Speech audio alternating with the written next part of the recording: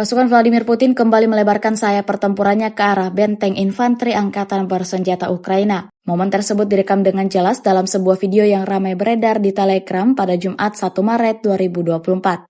Video tersebut menampilkan rentetan serangan yang dilayangkan kelompok militer Rusia ke posisi anggota militer Zelensky. Hasilnya terjadi ledakan dahsyat di sejumlah titik target dan memicu kepulan asap yang tebal. Berdasarkan keterangan unggahan, Brigade Kelima Rusia menyerbu wilayah Krasnogorovka, di mana Stormtroopers dari Brigade Kelima Korps Angkatan Darat Donetsk ke-1 dari kelompok pasukan selatan dengan dukungan awak tank dan artileri brigade serta penerbangan tentara menerobos garis pertahanan militer Ukraina di desa tersebut. Tanker brigade memberikan dukungan tembakan dan pemindahan pasukan melalui ladang ranjau musuh. Berkat kerja yang tepat dan terkoordinasi dengan baik, pasukan pendarat Rusia berhasil mendarat di garis yang ditentukan dan mampu mendapatkan pijakan di pinggiran kawasan berpenduduk. Pekerjaan tersebut dilakukan dengan pengintaian aktif dan penyesuaian dari UAV, berkat kelompok penyerang yang mampu memperluas zona kendali dan mengembangkan serangan lebih dalam ke wilayah berpenduduk.